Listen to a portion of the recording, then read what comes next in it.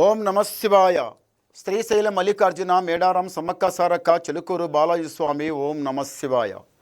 గోపురం టీవీ చూసేవాళ్ళ పరీక్షలందరికీ నమస్కారం. నా పేరు రామ్ శాస్త్రి.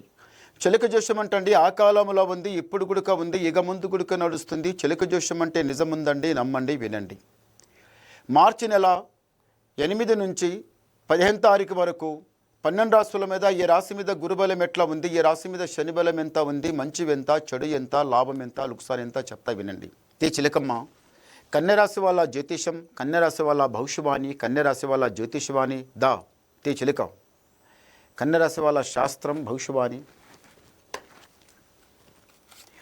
కన్యరాశి వాళ్ళకి సాక్షితంగా నడుసు వచ్చే మహాలక్ష్మి. ఈ కన్యరాశి వాళ్ళు ఎవరైనా కానీ అమ్మాయి ఎవరైతే ఇంట్లో కాలు పెడతారో వాళ్ళ ఇల్లు పాలు పెరిగి పొంగినట్టే పొంగుతుంది. కన్యరాశి వాళ్ళు అత్తగారింటికి మహాలక్ష్మి, పుట్టినింటికి చాలా తక్కువ. అత్తగారింటికి మీరు మహాలక్ష్మి ఉంటారు. వాళ్ళ ఇంటి లోపల కాలు పెట్టిన తర్వాత వాళ్ళ ఇంట్లో ఎట్లా ఉంటారంటే అణిగి బినిగి మంచిగా స్మూత్, మంచిగా మంచి గుణంతోన పద్ధతితోన వాళ్ళ ముందర ఎట్లా ఉంటారంటే చాలా బాగుంటారు. మీరు ఈ రాశి వాళ్ళు పెద్దల సేవ చేస్తారు, మంచి పేరు సంపాదించుకుంటారు. హుషారి మాటలు, చాలబాజీ మాటలు, ఇలాంటి మాటలు పెద్దల ముందర మాట్లాడరు.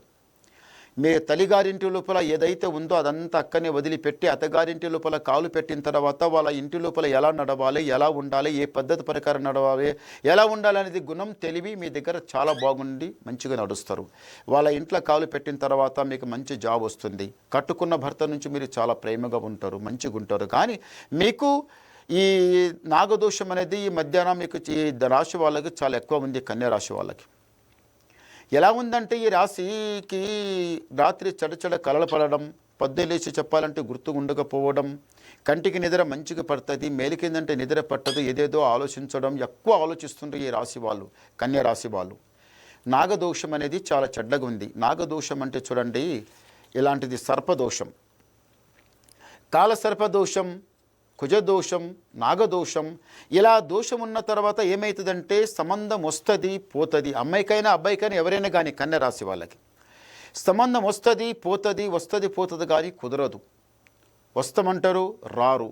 మీరు వెళ్తే ఇస్తామంటారు, తర్వాత మేము ఇయ్యమ్మ అమ్మాయికి అంటారు. ఇట్లా మనసు బాధపడుతుంది. ఇంద్ర మనకు ఏం తక్కువ, మనకి ఏమి ఉంది, అంత ఉంది, డబ్బు ఉంది, ఇల్లుంది, జాగుంది, జాబ్ ఉంది, చదువు ఉంది, తెలివి ఉంది, అన్నీ ఉన్నాయని మీ గురించి మీరు ఎంతో అనుకుంటారు. మాకేం తక్కువ అని మీరు అనుకుంటారు. కానీ మీ నెత్తి మీద ఉన్న దరిద్రం గురించి మీరు ఆలోచించరు. దరిద్రం వలన అది మంచిపోయి చెడవుతుంది, బంగారం పోయి ఇత్తడవుతుంది, ఎండిపై సిల్వర్ అవుతుంది. అట్లా ఏది చేసినా కానీ కలిసి రాదు. ఈ దరిద్రం నెత్తి మీద ఉంటే ఏమవుతుందంటే తాడుగుడుక పామై కరుస్తుంది. పాపం పిడుగు లాంటిది, ధర్మం గొడుగు లాంటిది. మీరు ధర్మతోనే నడుస్తలేరు. మీ మీద దోషం వలన ఏది చేసినా మీకు కలిసి రావటం లేదు. ఈ మధ్యన మీరు చాలా ఆలోచిస్తున్నారు. మీ గురించి పెద్దలు కూడా చాలా ఆలోచిస్తున్నారు. ఎందుకు మా కొడుకు కూతురు ఎవరైనా కానీ కళ్యాణం కాకపోతే ఎందుకు మా సంబంధం రావడం పోవడం అవుతుంది, జరగడం లేదు కదా అని మీరు చాలా ఆలోచిస్తున్నారు. చూడండి, ఇంతవరకు జరిగింది గతం వదిలిపెట్టండి. ఇప్పుడు మీరు ప్రయత్నం చేయండి, పక్క జరుగుతుంది. అనుకున్న ఏ మ్యారేజ్ అయినా చేయాలనుకున్న వాళ్ళకి ఈసారి తప్పనిసరి ఈ కొత్త సంవత్సరంలో మీ ఇంటి లోపల అత్యంతలు పడతాయి, కళ్యాణం జరుగుతుంది, మంచి జరుగుతుంది. ఉన్న దరిద్రం ముందు దోషం దూరం చేసుకోండి. దోష నివారణం చేసుకోకుండా మీరు ఏదేదో ప్రయత్నం చేస్తే ఎట్లయితుంది? దోషం అంటే సామాన్య మాట కాదండి. కొందరికి ఏమనిపిస్తుంది అంటే అదే కదా ఉంటుంది కదా పోతుంది కదా, అది కాదు. దోషం చాలా చెడ్డది. అది దోషం దూరం చేసుకుంటే బాగుంటుంది.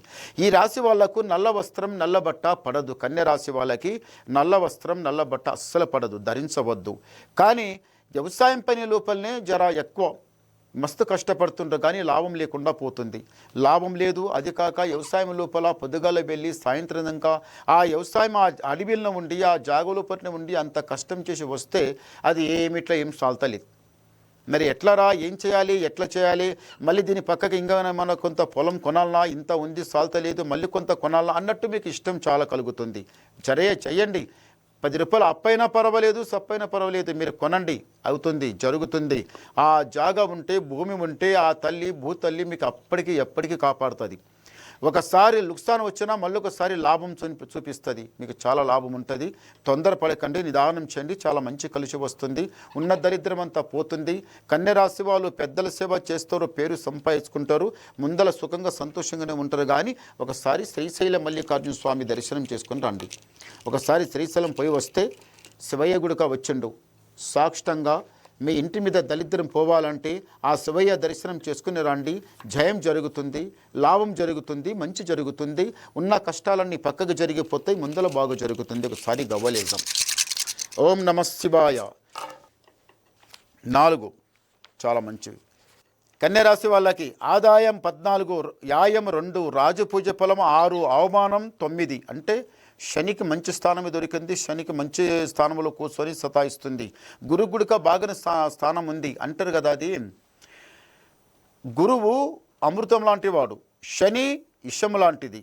అంటే అమృతం తొందరగా పని చేస్తుందా, ఇంత తాగండి, అది అంత తొందరగా పని చేయదు. ఇషం ఇంత తాగండి, అది తొందరగా పవర్గా అది ప్రాణమే తీస్తుంది.